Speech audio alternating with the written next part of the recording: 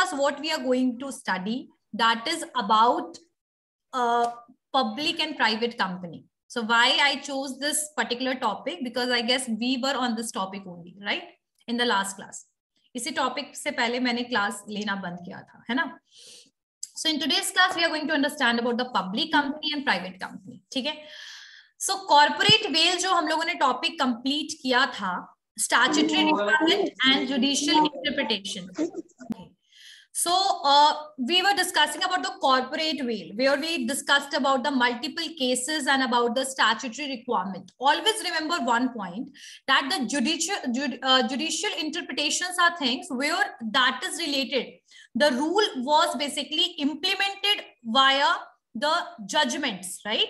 And in the statutory requirement, when you are not able to fulfill you are not able to compliance, or you are not able to fulfill the rules and policies which is basically there in the Companies Act. It's not about the 2013, but it's about the every Companies Act, right? So अगर आप उसको fulfill नहीं कीजिएगा, then that will be the case of the statutory requirement, and where the basically the action will be taken against you.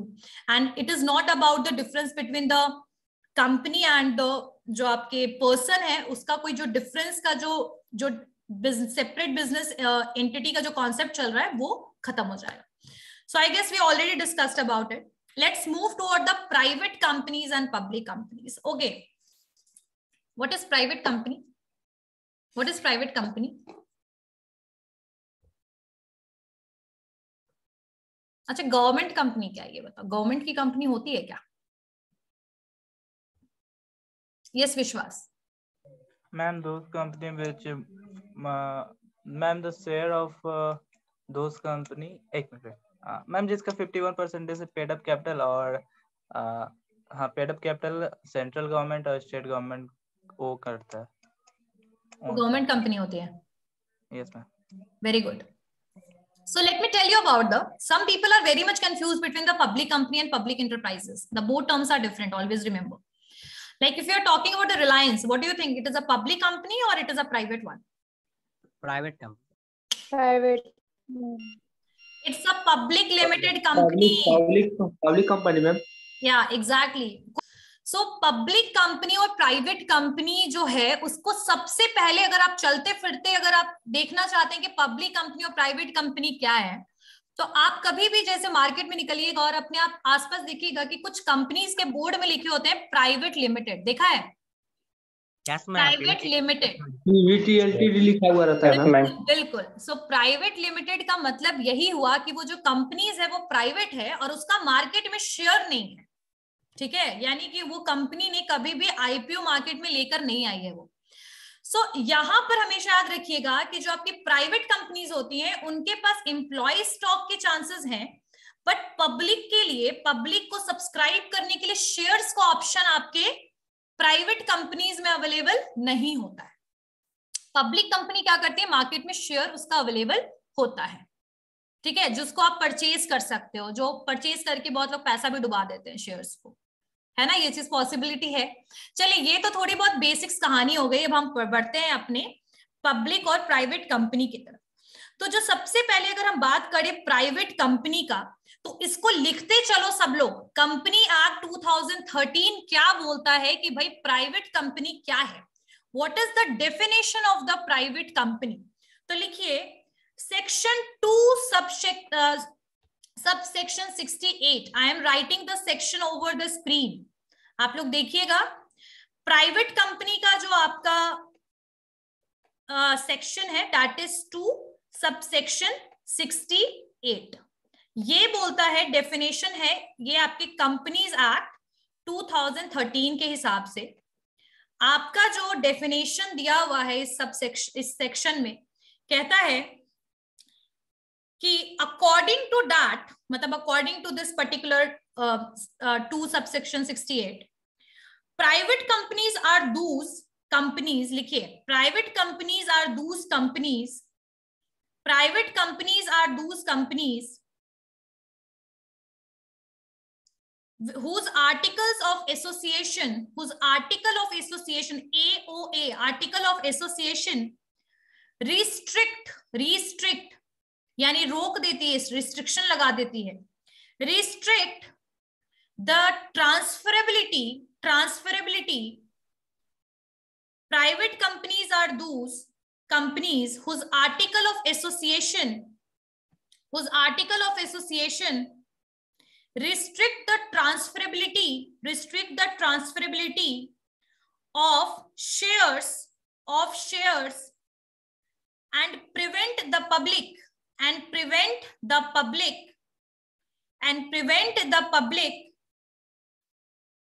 at large, at large, and prevent the public at large from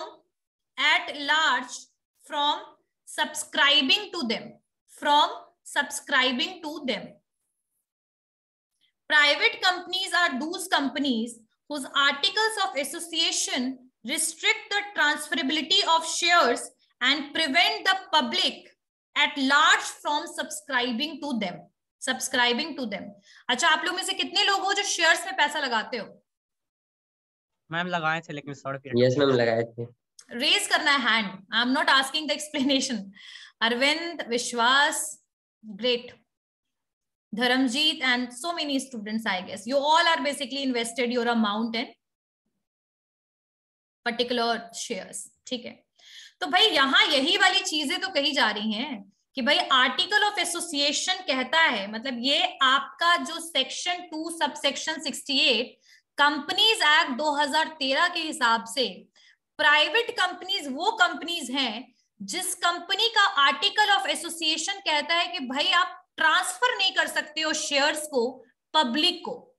you can not basically subscribe the, मतलब subscription आप नहीं दे सकते हो public को, ठीक है। आपकी company के शेयर्स जो है पब्लिक नहीं खरीद सकते हैं in the very layman language. So these companies are the private companies. ये कंपनीज कौन सी होती हैं? प्राइवेट कंपनीज होती हैं। कौन सी कंपनीज होती हैं ये? प्राइवेट कंपनीज होती हैं। अब ये तो समझ आ गया होगा कि प्राइवेट कंपनी कौन सी कंपनी है। सबको क्लियर है? Yes ma'am. Okay. And 1 or 2 students are like that they are not able to get my points from the last 5 or 10 minutes. I already told कि please mute रहिए class में। बोलने का मौका दूंगी लेकिन इस तरीके से नहीं होना चाहिए क्लास में। म्यूट कीजिए।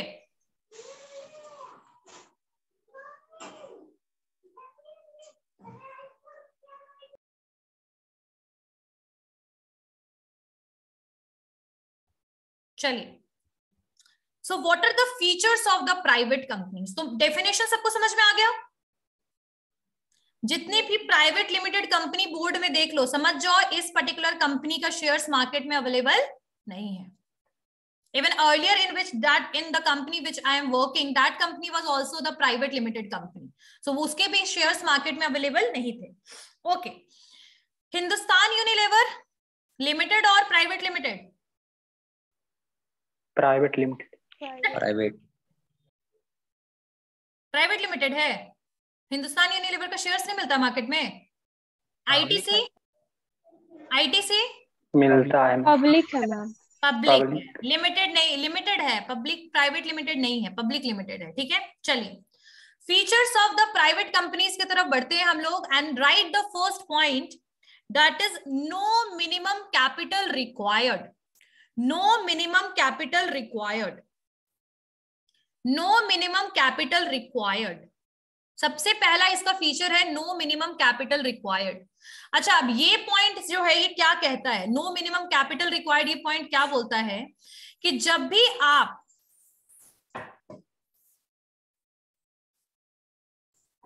Understand this point that what does it mean. अब इसका मतलब क्या है कि देखो, कोई भी कंपनी अगर आप शुरू करना चाहते हैं तो सबसे पहली बात कंपनी का रजिस्ट्रेशन तो बहुत जरूरी है। किसी दिन टाइम मिलेगा ना तो हम लोग मिनिस्ट्री ऑफ कॉर्पोरेट अफेयर्स का मैं साइट तुम लोग को दिखाऊंगी कि कैसे रजिस्ट्रेशन कर सकते हैं हम लोग कंपनी का, ठीक है।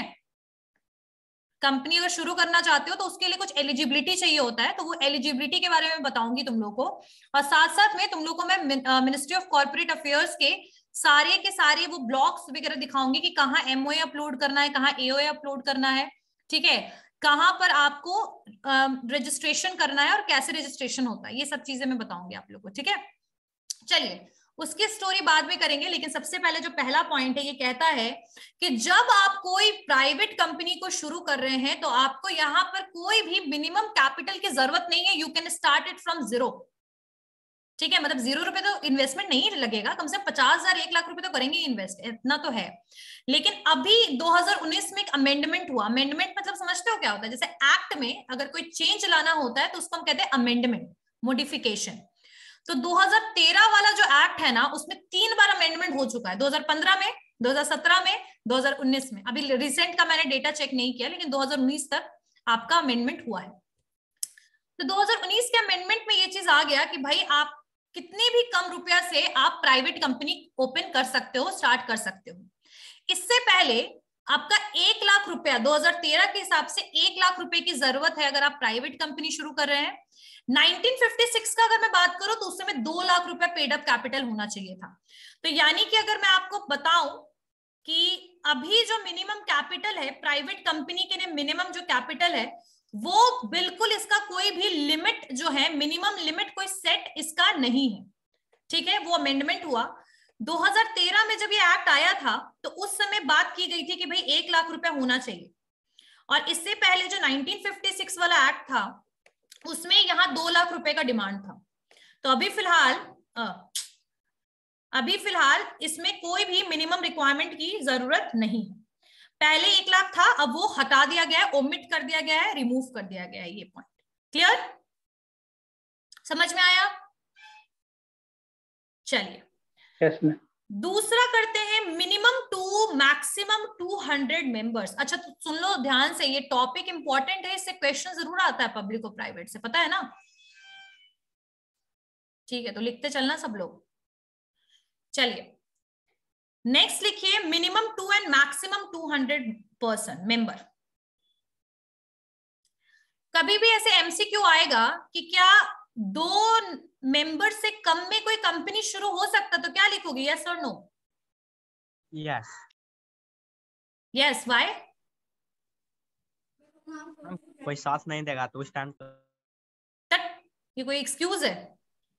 मतलब स्टैट्यूटरी, हाँ बिल्कुल। ओपीसी जो है 1 पर्सन कंपनी जो है वो ये मिनिमम एलिजिबिलिटी का स्टोरी इसने खत्म कर दिया है। लेकिन याद रखिएगा कि कंपनी जो है वो ओपीसी के नाम पे अगर रजिस्टर्ड है तभी आप 1 पर्सन के साथ स्टार्ट कर सकते हैं, 1 पर्सन स्टार्ट कर सकता है कंपनी को।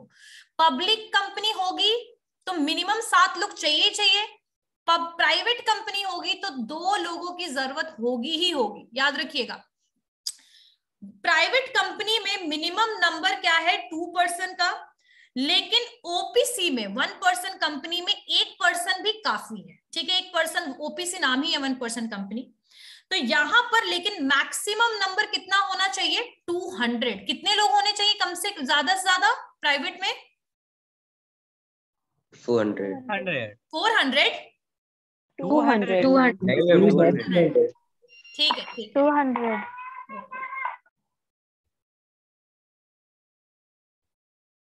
So 200 people are required in the private company.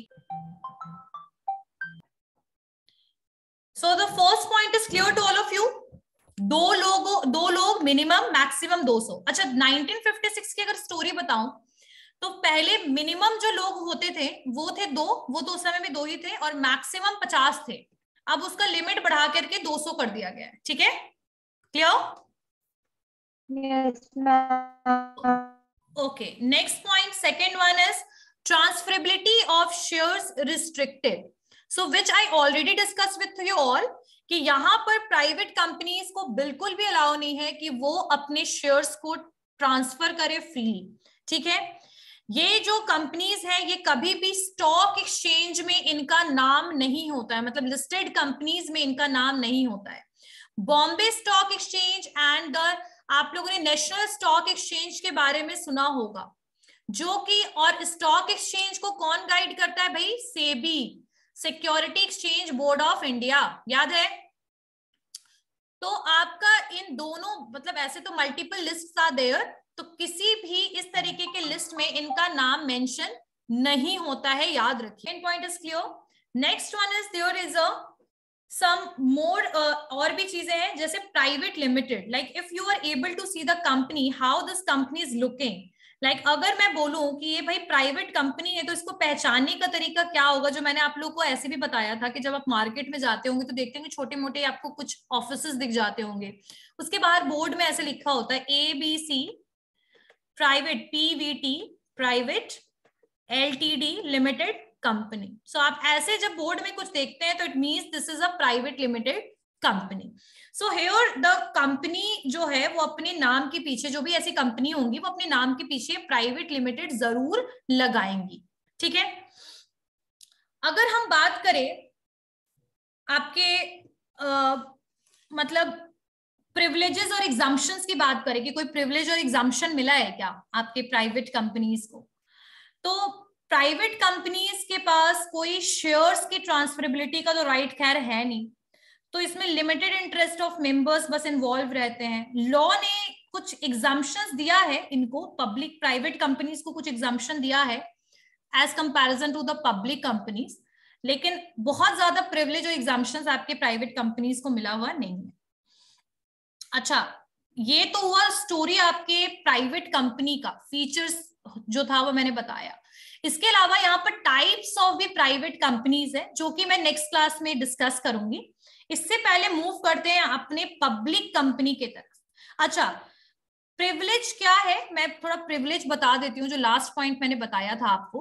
तो इसका प्रिविलेज जो है, सबसे पहला इसका प्रिविलेज है, फर्स्ट पॉइंट इज कि लाइक यहाँ पर एनुअल जनरल मीटिंग के रिपोर्ट को गवर्नमेंट को सबमिट करने की जरूरत नहीं. मतलब समझ में आया? तुम लोग को याद होगा, जो भी कॉमर्स बैकग्राउंड के बच्चे खासकर उनको तो बिल्कुल पता होगा कि एक एनुअल जनरल मीटिंग होता है जो हर कंपनी एक साल में ऑर्गेनाइज करती है. याद है? एनुअल जनरल मीटिंग बेसिकली उन कंपनीज के लिए ज्यादा बेनिफिशियल है जो कंपनीज आपके शेयर होल्डर्स हैं. जिस कंपनीज के कोई भी चेंजेस लेकर आना है, IPO इंट्रोड्यूस करना है, तो आपका एनुअल जनरल मीटिंग जो है वो अरेंज किया जाता है. तो ऐसे प्राइवेट कंपनीज को कोई AGM की रिक्वायरमेंट है नहीं और कोई भी मीटिंग्स का रिपोर्ट इनको गवर्नमेंट को सबमिट करने की भी जरूरत नहीं है. So there is a no chance. Audit होता है प्राइवेट कंपनीज की, ऑडिट होता है, बिल्कुल होता है, लेकिन AGM रिपोर्ट्स की रिक्वायरमेंट नहीं है. आपको कोई इंडिपेंडेंट डायरेक्टर्स को अपॉइंट करने की जरूरत नहीं है. आपको कोई मतलब दीज आर सम एग्जम्पशंस और these are some privileges which is provided to the private companies. Okay, so I guess this point is clear to all of you. These points are clear. Chaliye, let's move toward the next one. That is the public limited company. Public limited company. So public limited company वैसी companies होती हैं जो कि आपके limited, मतलब कह सकते हैं इन कंपनी, ये जो कंपनीज होती हैं वो ट्रांसफरेबिलिटी ऑफ शेयर्स में कोई रिस्ट्रिक्शन नहीं होता है इनके. ठीक है. ये अपने स्टॉक को IPO की तरह बेसिकली पब्लिक को सब्सक्राइब करने का ऑप्शन देती है. IPO initial public offer. Initial public offer में ज्यादातर इनके जो शेयर्स का कॉस्ट होता है वो 10 रुपए हो गया पर यूनिट पर शेयर्स. तो जैसे आजकल आप जितने भी IPO देखिएगा ना, सबका मिनिमम जो कॉस्ट होता है दैट इज 10 रुपीज. ठीक है. जो भी शेयर्स मार्केट में पैसा लगाते हैं उनको बहुत अच्छे से पता होगा. तो आप स्टॉक मार्केट के थ्रू ट्रेडिंग करते हैं तो ऐसी कंपनीज जो होती हैं वो पब्लिक कंपनीज होती है. ठीक है. अब पब्लिक कंपनीज के कुछ कैरेक्टरिस्टिक्स के बारे में देखते हैं कि क्या कैरेक्टरिस्टिक्स है आपके पब्लिक कंपनी का. डायरेक्टर्स कितने होने चाहिए? डायरेक्टर्स 7. नहीं, गलत. 3. Very good, very good. 3. According to 2013 का अगर मैं बात बोलूं कि 2013 के हिसाब से अभी जो डायरेक्टर्स, मिनिमम डायरेक्टर्स चाहिए वो 3 है. ठीक है. और रिस्ट्रिक्शन नहीं है, कोई नंबर ऑफ डायरेक्टर्स के ऊपर कोई रिस्ट्रिक्शन नहीं है. 3 रहे, 30 रहे, 300 रहे, नो रिस्ट्रिक्शन. एंड 2013 के हिसाब से 3 हो गया. पहले 7 था, now it is 3. So in 1956 it was 7 and in according to 2013 it is 3. Clear? चलिए, next one is limited liability. अच्छा, एक बात बताओ विश्वास, जब तुमने शेयर्स परचेज किया, मान लो एग्जांपल दे लूं, ऐसा तो मैं नहीं चाहती हूँ कि आपके शेयर्स के पैसे डूबे, लेकिन फिर भी जस्ट इमेजिन कि अगर आपने 10,000 रुपए लगाया, किसी कंपनी में लगा दिया भाई, ऑब्वियसली लिमिटेड कंपनी में लगाया और एकदम से मार्केट डाउन हो गया, चलो तुमने पेटीएम में लगा दिया सोचो, ठीक है, और एकदम से मार्केट डाउन हो गया, तो अगर वो कंपनी डूब ही गया, ऐसा होगा नहीं लेकिन I am just giving the example, अगर कंपनी डिसॉल्व हो गया, बंद हो गया, तो क्या 10,000 रुपए है वो डूबेंगे तुम्हारी, या पूरी कंपनी का पैसा तुम्हें देना पड़ेगा 10 करोड़? हाँ बताओ विश्वास। मैम जितना शेयर इशू किए हैं। एग्जैक्टली सो यहाँ पर आपका सबसे बड़ा बेनिफिट यही है कि there is a limited liability which is available when you are investing the money in the public company. जब आप पब्लिक कंपनी में पैसा लगा रहे हैं तो आपका जो रिस्क होगा बस उतने पैसों के साथ एसोसिएटेड होगा जितना पैसा आपने लगाया है, ठीक है। अगर आपने 10,000 रुपए का शेयर्स लिया है तो आपके पैसे सिर्फ 10,000 है जो रिस्क में है, ठीक है।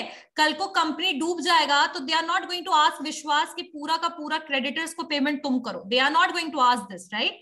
सो whatever amount we are going to invest as a shares, ठीक है, we are purchasing the shares, only that amount is in the risk. सिर्फ वही अमाउंट किस चीज में है, आपके रिस्क में है। क्लियर? 10,000 रुपए लगाया, 10,000 रिस्क में, 20,000 लगाया, 20,000 रुपए रिस्क में है, ठीक है। इसीलिए शेयर्स जो होता है ना, that is basically mentioned as a speculative risk. Speculative risk का मतलब समझते हो क्या होता है? जिसमें हाई रिस्क की संभावना है। अगर आपका शेयर्स 50 रुपए का शेयर्स था, 500 रुपए हो गया तो आपका पैसा 10 गुना बढ़ भी जाएगा, लेकिन वही 50 रुपए का शेयर आपका 15 रुपए में आ गया तो आपके पैसे डूब भी जाएंगे। क्लियर है ना? तो that is the reason it is known as speculative risk. Next point is paid up capital. Paid up capital, अच्छा प्राइवेट में कितना था पेड अप कैपिटल? कितने की जरूरत थी पेड अप कैपिटल की?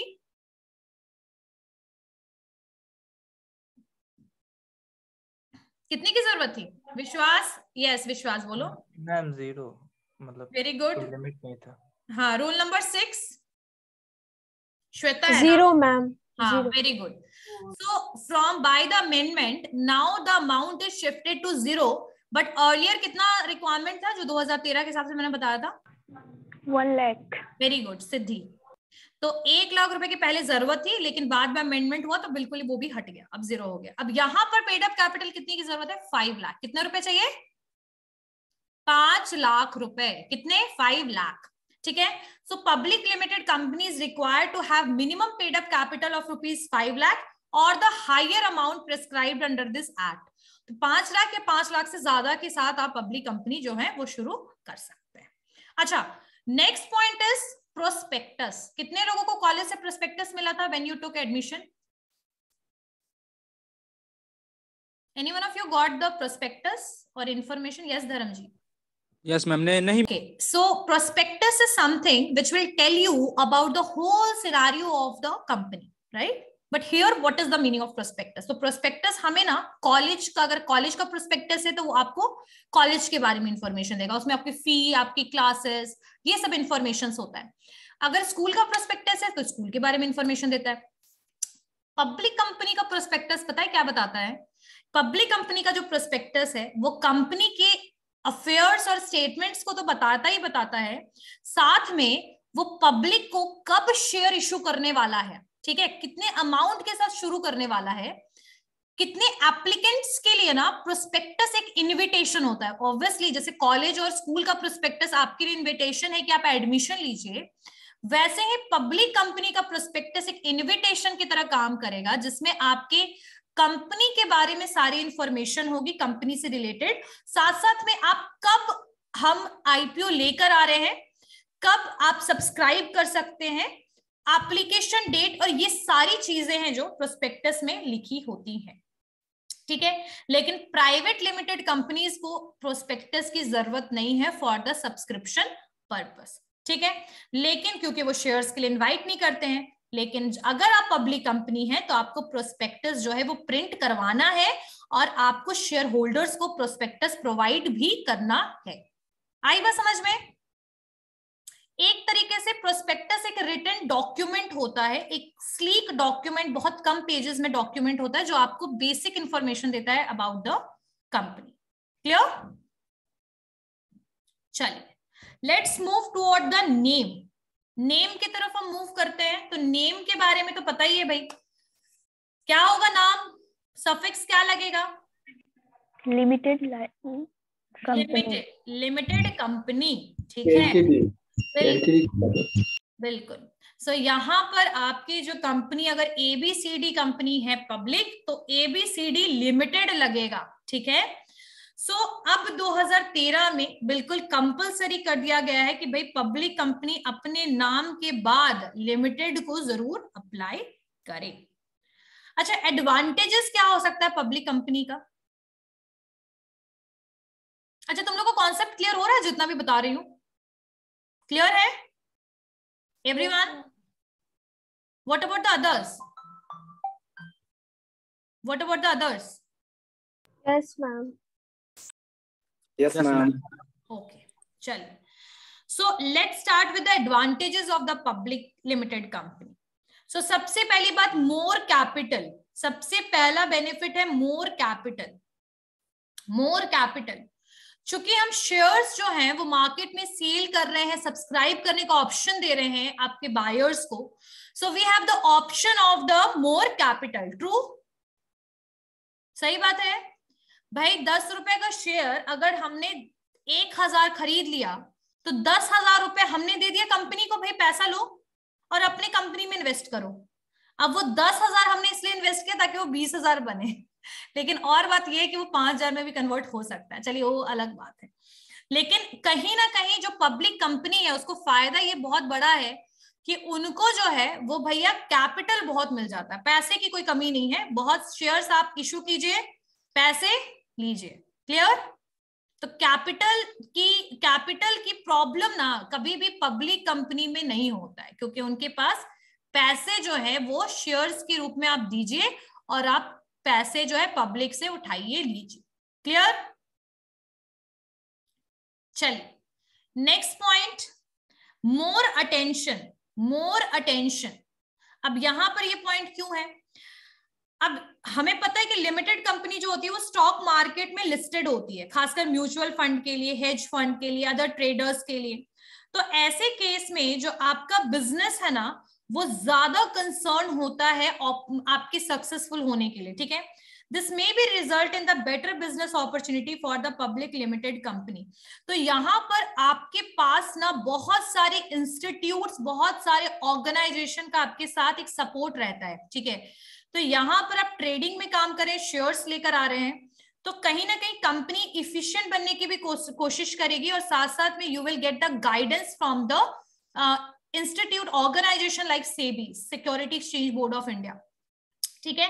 सो आप स्टॉक मार्केट में लिस्टेड है, आपके ऊपर ज्यादा कंसंट्रेशन और कंसर्न रहेगा आपके सेबी का और बाकी गवर्नमेंट इंस्टीट्यूट्स का, right. So that is going to help you to become more efficient. Clear हो गई बात? समझ में आया? चलिए next one is spreading risk. Spreading risk, ठीक है। अब स्प्रेडिंग रिस्क का मतलब क्या है? देखो मैं बताती हूँ। जैसे मान लो कि मेरे फ्रेंड ने कोई कंपनी शुरू किया, ठीक है, लिमिटेड कंपनी शुरू कर दिया, 5 लाख रुपए कैपिटल के साथ स्टार्ट कर दिया। अब उसने मुझे बोला कि भाई एक काम करो शिल्पी, तुम ही शेयर्स ले लो सारे मेरी कंपनी के। मैंने उसके कंपनी के शेयर्स ले लिया, मतलब ऐसा हो सकता है, ठीक है। मैंने 10 लाख रुपए का उसने शेयर्स ले लिया मैंने। अब ऐसे सिचुएशन में अगर पूरा का पूरा लगभग जितना भी शेयर्स का मार्केट में उन्होंने एज अ पब्लिक ऑफर किया, अगर मैंने वो शेयर्स ले भी लिया, तो मेरे पास मेरा पूरा रिस्क उसके बिजनेस के साथ एसोसिएट हो जाएगा।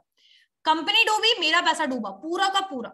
अब यहां पर एक पर्सन या एक प्रोमोटर या एक ओनर अगर अपने पूरे पैसे को लगा देता है, तो उसके बिजनेस में अगर कोई भी प्रॉब्लम हुआ तो that person have to take that liability. एक पब्लिक में किसी एक पर्सन को पैसे लगाने के लिए दे दिया, शेयर्स दे दिया, तो उस एक पर्सन जो है वो रिस्क में आ गया क्योंकि बहुत सारा पैसा उसने लगाया। लेकिन यहां आप जो शेयर सब्सक्राइब करने का मौका पूरे पब्लिक को दे रहे हो ना, तो आपका रिस्क जो है ना वो 1, 2, 3, 4 पर्सन के साथ नहीं रहेगा, वो स्प्रेड हो जाएगा मल्टीपल पीपल के पास। ट्रू? आई बात समझ में? So risk is not going to accumulated or one person have to pay for that, but the spread is risk is spreaded among the public at large. Clear? This point is clear to all of you? So नहीं ma'am, इसको hello excuse me ma'am, नहीं इसको थोड़ा सा फिर से explain कीजिए ma'am. कौन? Yes, the point is saying that spreading risk का मतलब क्या हुआ? जैसे बसंत आप देखिए, आपने 5,000 रुपए का शेयर लिया, ठीक है? आपके जैसे देखिए कितने मार्केट में होंगे पर्संस जो शेयर्स को परचेज कर रहे होंगे, क्योंकि पब्लिक है, बहुत सारे लोग कर सकते हैं। जैसे विश्वास ने किया, बहुत सारे बच्चों ने खरीदा है शेयर्स। अब मान लो कि यहाँ 500 लोग जो हैं वो आपके 50-50 शेयर्स के रूप में बहुत सारे शेयर्स को परचेज कर रहे हैं। 50, कोई 20, कोई 1 शेयर परचेज कर रहा है, कोई 15 शेयर परचेज कर रहा है, कोई 20 शेयर्स परचेज कर रहा है। तो इस तरीके से शेयर्स जो है, मल्टीपल पीपल के पास पूरा ऑप्शन है शेयर्स को परचेज करने का, ठीक है? तो इस तरीके से हम शेयर्स परचेज कर रहे हैं। अगर एक पर्सन आपके 500 शेयर्स को परचेज कर लेता, तो कहीं ना कहीं एक पर्सन के ऊपर पूरा रिस्क आ जाता कि नहीं?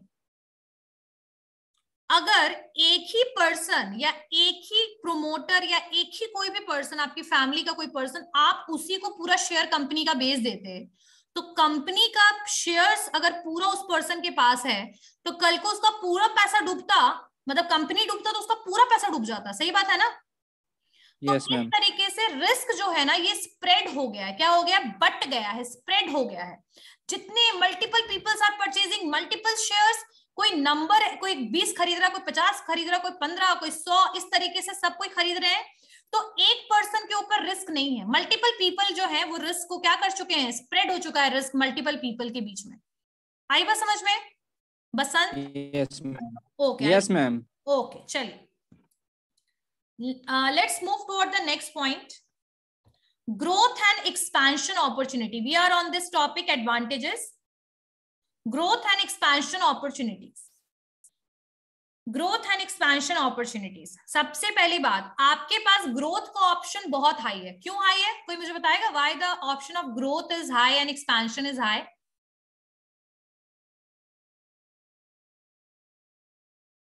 Yes, Shweta. मैम, जैसे मैम न्यू प्रोजेक्ट्स वगैरह आते हैं तो मैम ग्रोथ तो होगा ही मैम। नहीं, ग्रोथ ठीक है, लेकिन जो आप सेंस में कह रहे हो वो आपने एक वर्ड छोड़ दिया उसमें, गुड। विश्वास? Pursuing ma'am, pursuing of. ठीक है, गुड। विश्वास?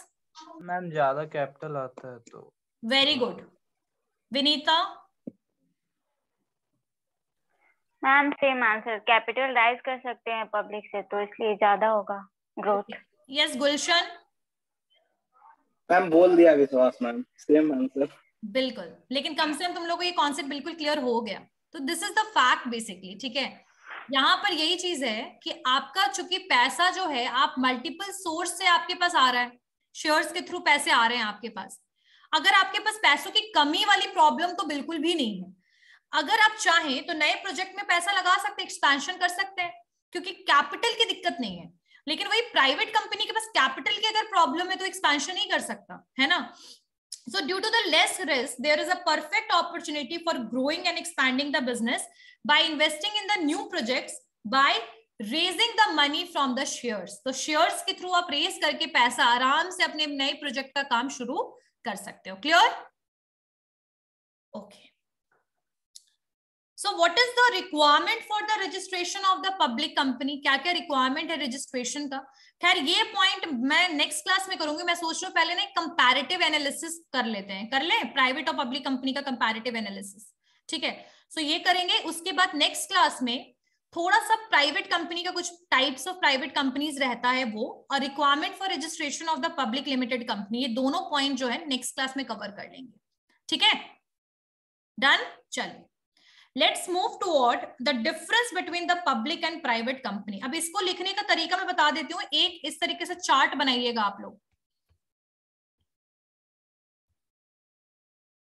ऐसे यहां पर एक बेसिस लिखिएगा, यहां पब्लिक और प्राइवेट कंपनी, इस तरीके से ऐसे ब्लॉक बनाइएगा, ठीक है? चलिए, सबसे पहले लिखिए शेयर होल्डर्स। सबसे पहला पॉइंट, पैरामीटर ऑफ कंपैरिजन, यानी बेसिस क्या है कंपैरिजन करने का, किस बेसिस पे हम कंपैरिजन कर रहे हैं, ठीक है? Basis public company, private company.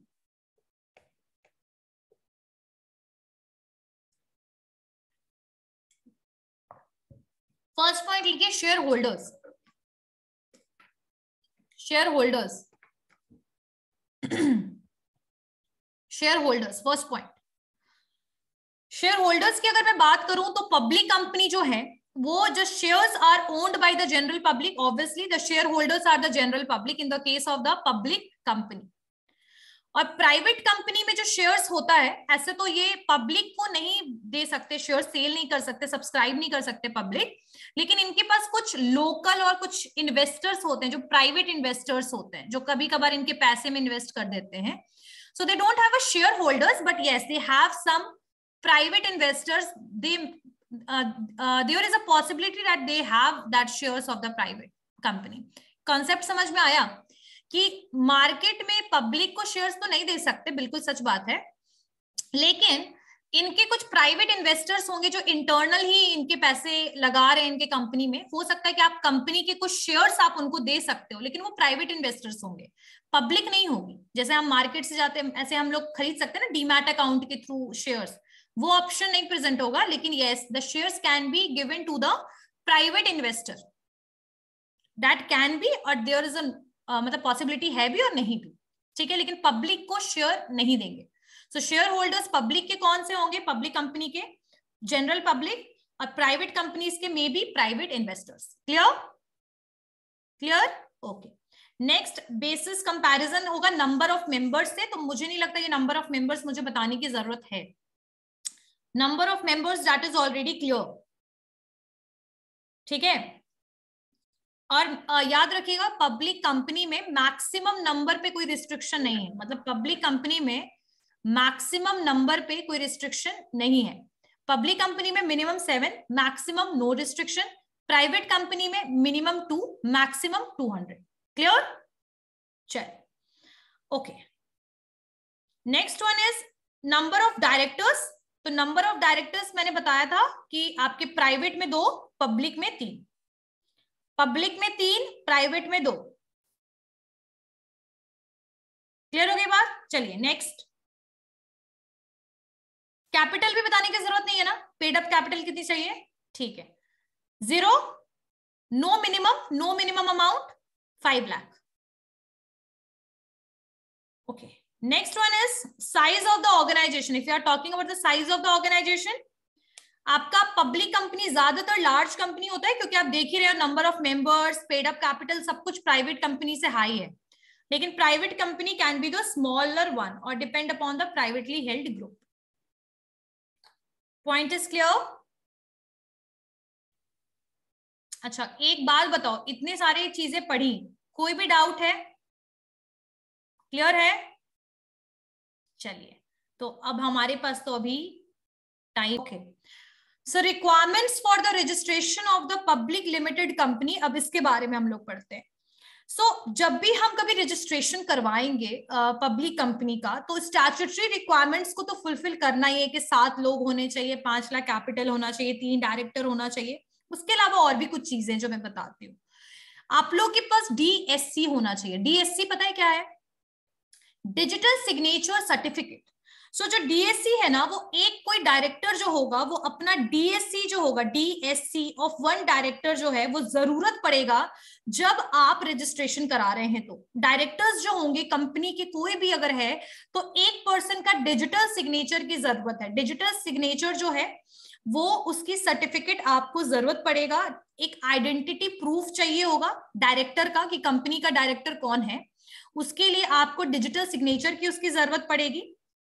Scanned signature होता है, जैसे वो ना इंफॉर्मेशन टेक्नोलॉजी का यूटिलाइजेशन, यहाँ टेक्नोलॉजी का यूटिलाइजेशन है कि डिजिटल सिग्नेचर जो होता है वो स्कैन्ड होता है, ठीक है, जिसको आप यूज कर सकते हो। जैसे आप ऑनलाइन फॉर्म भरते हो तो आप लोग क्या करते हो, फोटो अपलोड करते हो ना, सिग्नेचर का फोटो अपलोड करते हो। यहाँ पर आपका जो सिग्नेचर है वो ऑनलाइन डॉक्यूमेंट पे कर सकते हो, तो that is basically a digital signature. लेकिन यहाँ डिजिटल सिग्नेचर किसकी चाहिए? डिजिटल सिग्नेचर की सर्टिफिकेट आपके डायरेक्टर की होनी चाहिए, साथ साथ में डायरेक्टर का आइडेंटिटी प्रूफ लाइक जैसे आधार कार्ड, पैन कार्ड, ठीक है, वोटर ID कार्ड, ये होना चाहिए उसका। साथ साथ में आपका उसका एड्रेस प्रूफ होना चाहिए। तो जैसे आजकल आधार कार्ड भी एड्रेस प्रूफ की तरह यूज हो रहा है, क्योंकि एड्रेस उसमें मेंशन होता है, ठीक है। सो यहाँ पर आपको कुछ चीजों का ध्यान रखना है, कंप्लायंसेस का ध्यान रखना है, रूल्स एंड पॉलिसीज का ध्यान रखना है जो कंपनीज के लिए बनाया गया है, पब्लिक कंपनी के लिए। तो 7 लोग होने चाहिए, 3 डायरेक्टर होना चाहिए, डिजिटल सिग्नेचर सर्टिफिकेट होना चाहिए, डायरेक्टर का आइडेंटिटी प्रूफ और एड्रेस प्रूफ होना चाहिए, ठीक है। उसके अलावा एक डायरेक्टर आइडेंटिफिकेशन नंबर होता है। तुम लोग जब एमसीए के साइट पर जाओगे ना, तो वहां पर एक कॉलम दिखेगा DIN, डायरेक्टर्स आइडेंटिफिकेशन नंबर। सो जो डायरेक्टर आइडेंटिफिकेशन नंबर है ना, उसके लिए एक फॉर्म फिल करना पड़ता है कि आप फलना कंपनी के डायरेक्टर हैं, तो आपको एक आइडेंटिफिकेशन नंबर प्रोवाइड किया जाता है। तो यहाँ पर आपको डायरेक्टर आइडेंटिफिकेशन नंबर अगर आपके पास नहीं है तो आप अप्लाई कर सकते हो within that procedure when you are going to register the public company. उसके अलावा आपके पास यहाँ पर सबमिशन जब आप कर रहे हो एप्लीकेशन का ROC में, ठीक है, रजिस्ट्रार ऑफ कंपनी, तो पहले एमसीए का सिचुएशन, एमसीए का ना बहुत ज्यादा वेबसाइट तो था लेकिन ऑनलाइन प्रोसीजर्स नहीं होता था, आपको रजिस्ट्रार के पास जाना पड़ता था रजिस्ट्रेशन कराने के लिए। अभी वो रजिस्ट्रेशन के लिए आप घर पे बैठे बैठे रजिस्टर कर सकते हो अपनी कंपनी को। सो ये ना बिल्कुल कन्वेंशनल वे तरीका दिया गया है कि आप रजिस्ट्रेशन कैसे करा सकते हो। तो मैं एमसीए के पॉइंट ऑफ व्यू से आपको नहीं बता रही हूँ, आपको कन्वेंशनल तरीका बता रही हूँ, ठीक है। तो यहाँ पर जब आप एप्लीकेशन सबमिट कर रहे हो, जब आप अपने रजिस्ट्रेशन का एप्लीकेशन सबमिट कर रहे हो पब्लिक कंपनी का रजिस्ट्रेशन कराने के लिए, तो उस एप्लीकेशन के लिए आपको उसमें MOA, memorandum of association, article of association, ये सारी चीजें पिन करके देनी पड़ेगी रजिस्ट्रार को, ठीक है। और उसके अलावा यहाँ पर एक 2-3 फॉर्म्स हैं जो आपको देने पड़ेंगे, जैसे DIR 12, INC 7, INC 22। ये तीनों चीजें क्या है मैं आप लोग को बताऊंगी। इसमें बहुत सारे ऐसे INCs, DIR वगैरह जो हैं, दीज आर द फॉर्म्स। जैसे किसी फॉर्म्स में डायरेक्टर्स के बारे में लिखा हुआ है, किसी फॉर्म में प्रोस्पेक्टस के बारे में लिखा, तो ये सारे फॉर्म्स नंबर है, तो इसको अभी मत लिखो, इसको मैं बताऊंगी अलग से, ठीक है। तो याद रखिएगा कि MOA और ROA की जरूरत पड़ेगी आपके सबमिशन के टाइम पे। उसके अलावा पेमेंट, रजिस्ट्रेशन फीस होता है। जैसे अगर आप नाम को रजिस्टर कराते हो ना, तो 1000 रुपए भरना पड़ता है। रन एक उसमें साइट, रन एक उसमें आपको सेक्टर दिखेगा RUN, ठीक है, वो नेम के लिए होता है, तो कंफ्यूज मत हो। रन और MCA का जो वेबसाइट है वो मैं बाद में बताऊंगी, नहीं तो फिर पता लगा लो कन्वेंशनल वे समझ ही नहीं आया।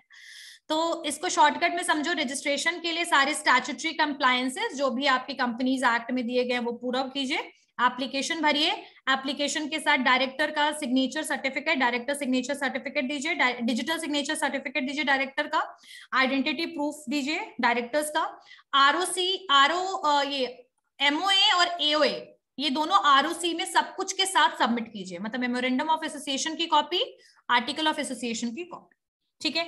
और इस तरीके से आप रजिस्ट्रेशन जो है वो अपने पब्लिक कंपनी का कर सकते हैं। अब प्रोसीजर रजिस्ट्रेशन का क्या है, ये तो सारी रिक्वायरमेंट्स हो गई कि बस इस तरीके से ये सारी चीजें रिक्वायरमेंट है।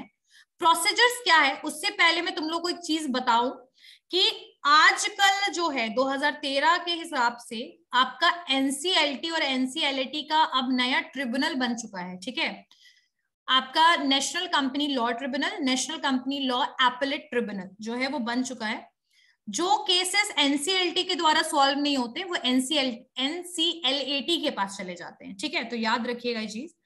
और आपका ये जो पूरा तरीका है, मतलब क्या क्या रिक्वायरमेंट है public sector, public limited company को रजिस्टर करने का, वो क्लियर हो गया होगा आई गेस। समझ में आ गया सारा क्या क्या चीजों की जरूरत है?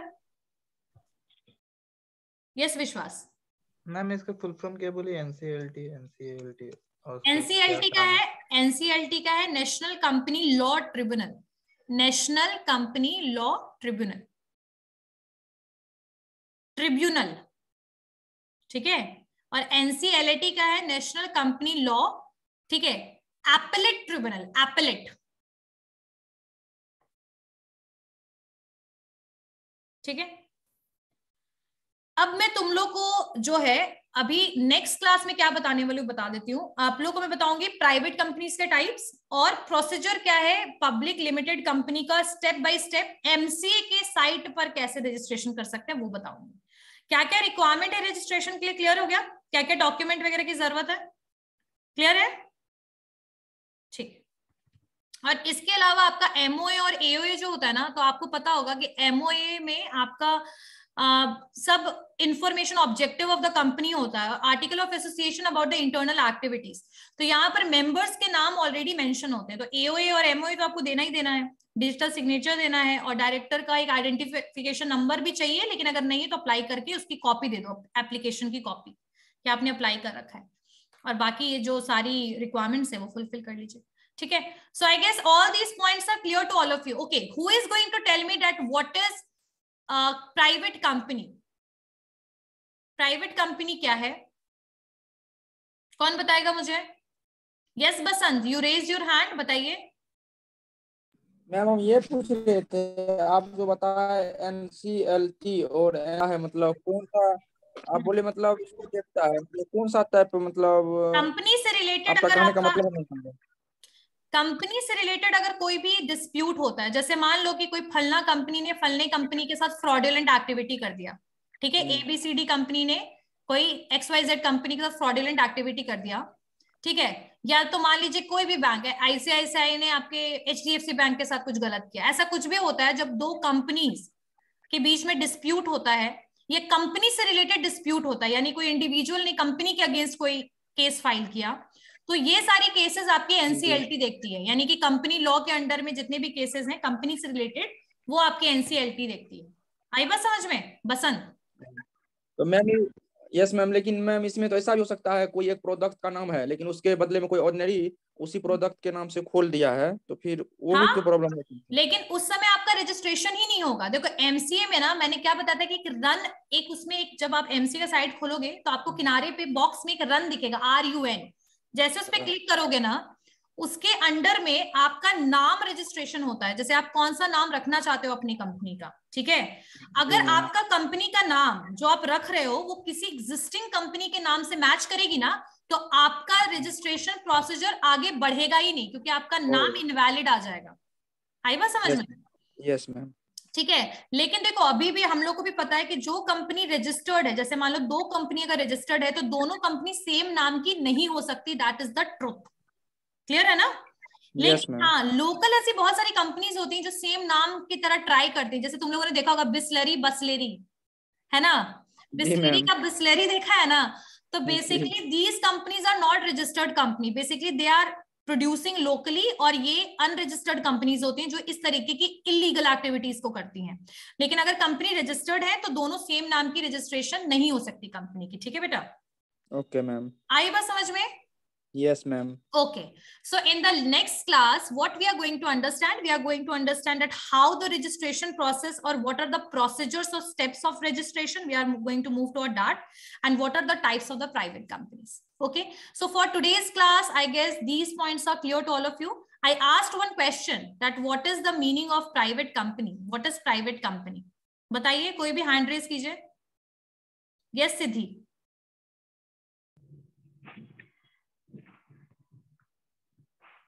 Private company is those company in which minimum number of members is 2 and maximum 200. It cannot invite public for its share subscribing. It must have 2 directors.